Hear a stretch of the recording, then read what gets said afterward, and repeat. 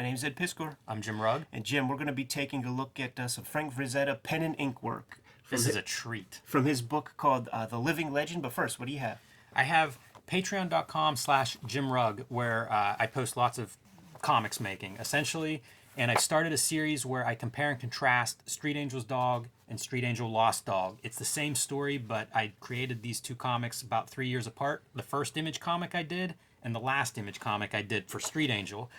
So we love those videos where we're comparing same story, different artist. This is the same kind of thing. Lots of background, including scripts, notes, why I made different changes between the editions. So if you're into process and making and you like my work, patreon.com/Jim Rugg. That's good value, man, for the comics makers and fans out there in the wild. Red Room, issue 1 and 2, available for pre-order at this very moment. Modern day horror comics, Jimmy.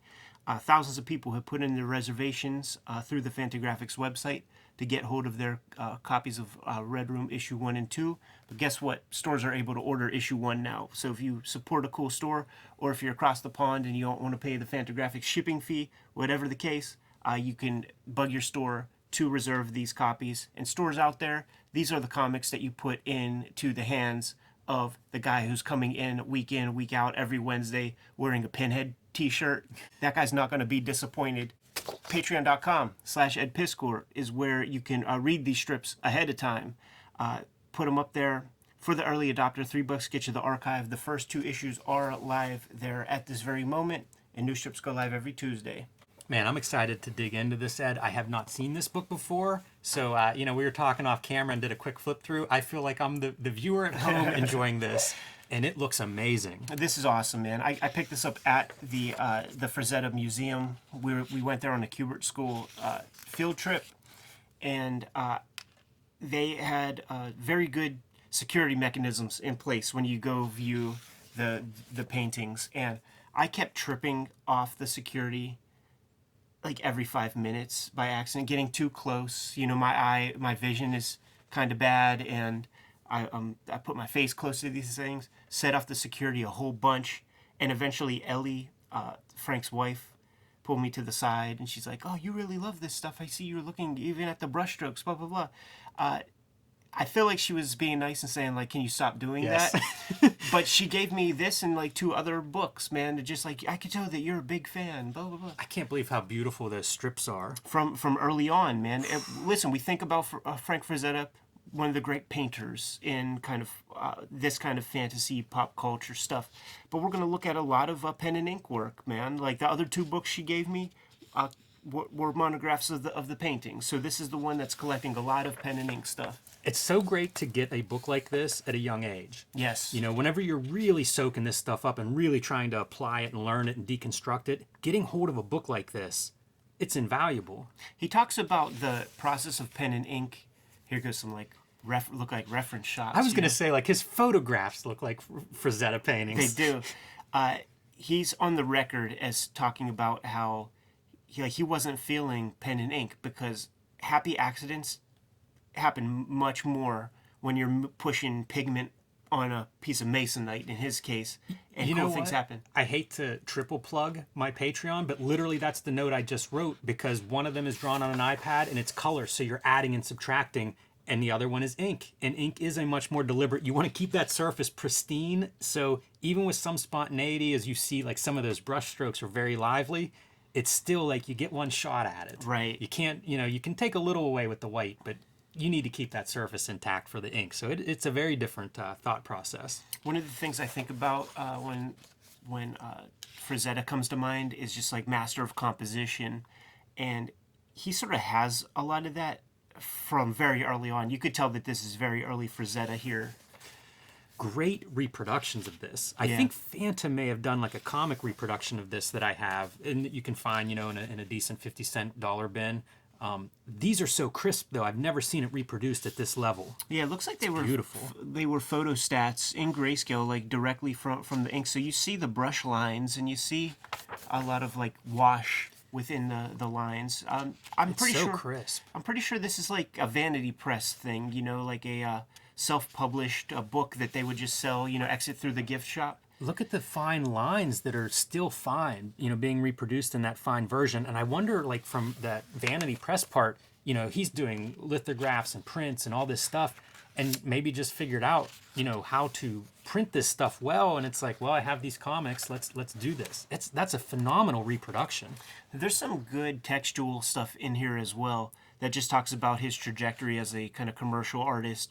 He did like 8 or 9 years doing Lil Abner with Al Cap. I didn't realize it was that long a period of time. These are gorgeous. They almost remind me of like Virgil Finley or something. Totally. The feathering and line art is just stunning. Yeah, we looked at that Art of Inking book, the Gary Morton, Steve Rude book, and several people mentioned that Frank Frazetta was their kind of hallmark of great inking. So we did that video, and I figured like we should dust this off and see perhaps maybe what they meant, because there is a finite amount of Frazetta inking out there. This has most of it. And also, like I said, there's cool contextual stuff in here. So he stayed for 9 years with Al Cap, and in here he talks about how it took him a long time to kind of lose all of the programming that came That makes sense. with doing that daily strip. This is great too. We did talk about, or other cartoonists talk about the influence of Frazetta as inker, line work, draftsman, all this stuff. Mignola known for talking about it. This feels like it could be out of a Mignola sketchbook. Absolutely, man. Like those stark blacks, the kind of soft focus face, the pose. Even the almost wash like inside of the outline is something that you can see if you look at Mike Mignola's originals and sometimes the sketches and commissions that he posts. It's kind of remarkable. Look at that, man. Atmosphere and line work. Wow. Which is hatching. That's taken a full moon to a new level. I can't believe the line work. Yeah. Look at the great water on there. And it's super all textures. It's all for compositional reasons, man. Like it's in here the way it is to just create a visually interesting whole. I'm stunned. I mean, obviously Frazetta's incredible, but seeing these ink drawings is really special. Going cartoony. That's not something you often think about, even though he had another strip called Snowman when he was super early in the game. I like this stuff, the loose sketches. It's all there. It's really fun to see. Oh, go back one. This feels... I feel like we've seen 100 images that are some version of that, Yeah, like... You wonder which ones start. This is older than some of the ones I'm thinking of. Okay, so this would have been for like the Pictofiction books. Little self portrait up there. I like this stuff too. That it reminds me of his paintings, but interpreting it in black and white, and with some of the feathering, some shades of gray, but very much constructed. Great back muscles. He's just so keyed in and tuned into this. Boy, that line's badass. Yeah. I remember Bernie Wrightson talking about this line, and he said that, and this will do nothing for your OCD, but you take your Raphael 8404, and you put the ink on it, and then you roll it on your little napkin. You get 2-3 lines, 2-3 little hatches. Dab again, roll again, 3 lines. It's a painstaking process to get those thin lines. Ooh, and on a textured paper here. That's interesting. But look at this stuff, man. Incredible. Yeah, I love whenever the sketches show up. The sketches are what remind me a lot of the Mike Mignola work. Yes. And maybe it's the line quality or something, but very strong. I guess emphasis on form and value. Washes. I wonder, he was friends with Bakshi, and there's that Fire and Ice documentary, and Bakshi's sitting there with him. Like, I wonder if this is, promo materials, pitch materials for that Lord of the Rings animated feature that Bakshi did. I was really admiring in that piece the light, the sense of light up around the top of the trees with the leaves and then the shadows underneath them. So good. So good. I feel like he invented this kind of rock texture. I've never seen that elsewhere, like beforehand. Here's a little Hobbit. Yeah, speaking of texture, like look at that kind of, I don't know, like mossy kind of texture that he's describing there. And I love how it transitions into sort of like the leaves or something that would be on the ground, but you only get a couple of outlines to indicate it. Very Sam Keith-ish, some of this stuff. You're right. You're right. You look at enough of this stuff, you could start naming names. It's very painterly at times too. Like some of the shadows and the blacks that he's spotting, very paint like marks. Interesting proportions of some of these guys. And when you start getting a lot of black on the page, we're getting into Outlaw Comics territory, dude. Man, I love those preliminary sketches. Really great. It goes into the whole thing about how he kept his artwork, and the books that he did the cover art to would sell like exponentially more than even the same author, the same book that had a different cover. It was like he really keyed into something that captured the public imagination. Yeah, it's so interesting how like book covers really were your marketing piece. Yeah. You know, I mean, now we know everything long. It doesn't matter what it looks like. You know, like we know what it is. But in the old days, that's how it'd be a spinner rack of paperbacks and pick the one that looks good.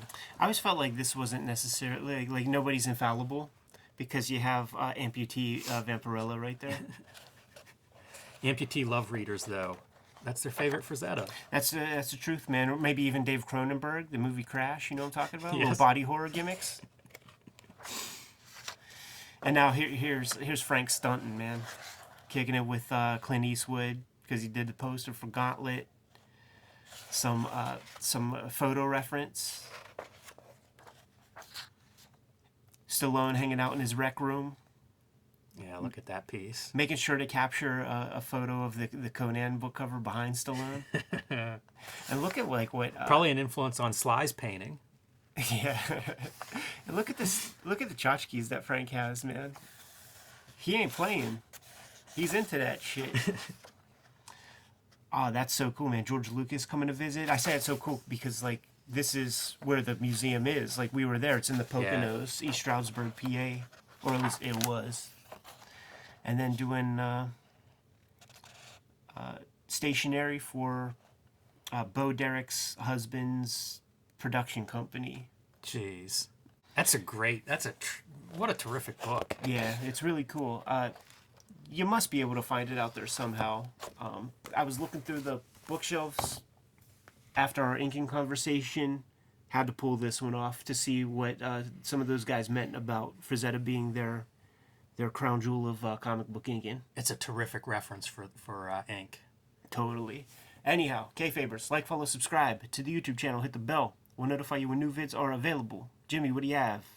Patreon.com/JimRugg. You can find a lot of my process and art and comics and some of my own inking stuff there, Ed. Patreon.com/JimRugg. Red Room issue 1 and 2 available for pre-order right now, and it's going to be a monthly comic starting in May. It's when you're going to see the first issue hit the stores. You could bug your stores right now to order copies because that's now possible for them. The link tree in the description below will take you to that Fantagraphics website so that you can reserve your copy, put in your pre-order with Fantagraphics. And also patreon.com/EdPiskor is where the early adopters can read the comics ahead of time. I have the first 2 strips up there as we speak. Put new pages up every Tuesday. 3 books get you the archive. You can subscribe to the Cartoonist Kayfabe e-newsletter at the links below this video. You can find Cartoonist Kayfabe t-shirts and merchandise at links below this video. Jimmy, give him one more set of marching orders. We're going to be on our way. Read more comics.